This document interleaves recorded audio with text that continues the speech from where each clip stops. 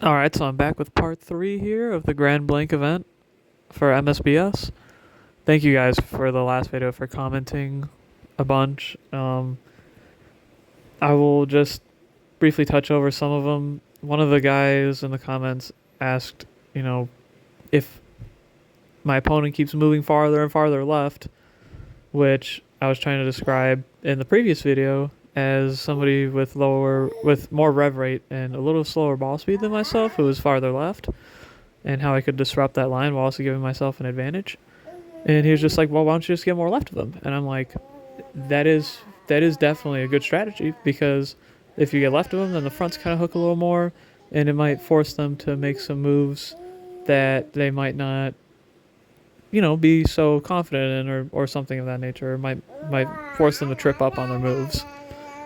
But from my experience, this bowler is really good doing that, and I can't. I mean, I know that this bowler is really good at doing that, and I know a lot of other people see that too. So, kind of have to mix it up a different way, because he's too good. And that way that I know of, and what I'm trying to emulate in this video, or in this game here, is to move a little bit farther right and roll it more. Roll it more and throw it harder.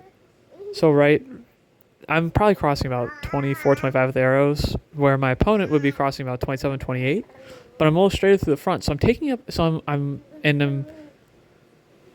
breakpoint's a little bit farther left than his. So what I'm really trying to do there is kind of take up the hold, while also kind of taking up some of the fronts. So if he throws it a little bit farther left, then it might hook up a little earlier. And there's the final results. Jacob Balzer is the bowler that I'm describing. He's pretty good.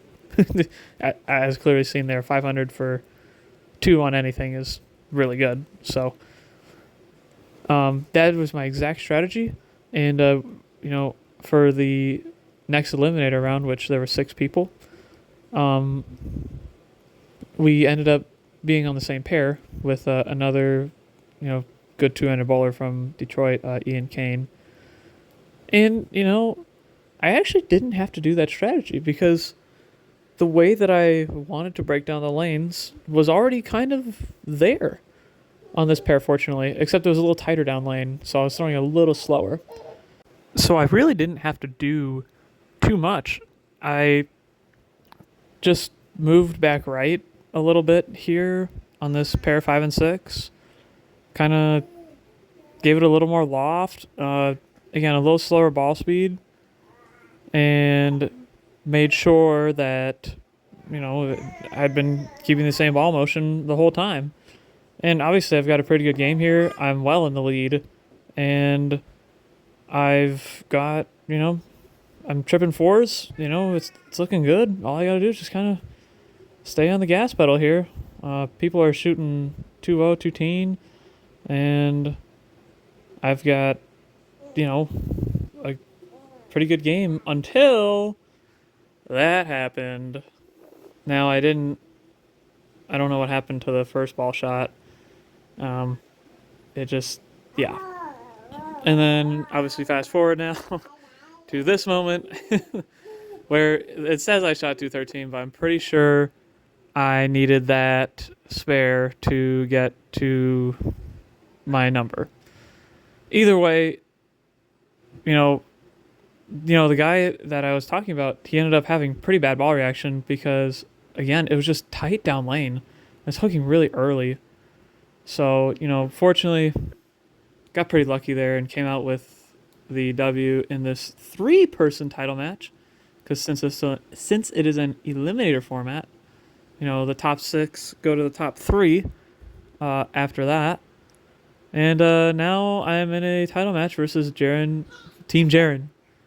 Kurashige and Dylan Harnden. This game was obviously bowling 3 and 4, where I shot 279 earlier. And it is playing nothing like earlier, because the fronts are hooking and there's a lot more oil down lane. So I'm still in the mindset here. And it looks good as long as I, keep my breakpoint in, but with a lot of loft. This Yeah. Yeah, I mean, it just looks, like normal, I guess. I don't even know how else to describe it other than that. I've got the left lane here, and the right lane is giving me some trouble. I think it's a little tighter down lane, which is the general case for most bowling centers. The right lanes hook a little less because people are afraid to get left because of, the ball turn squishing them. And the left lanes hook more because people can feel like they can get farther left over time. I probably should have got out of the mindset, to be real, but it really doesn't matter after a certain point.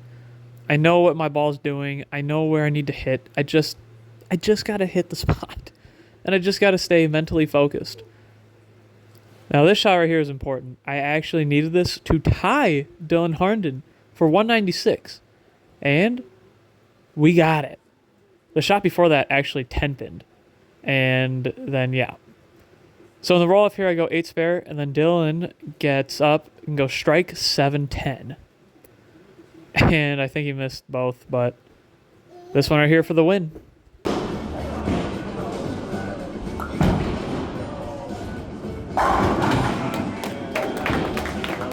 Bro throws plastic for a year and then comes here and just wins. Let's go. Your boy got the W. First tournament out of retirement. That is actual insanity. I don't know. That was just crazy. I'll see you guys on the next one.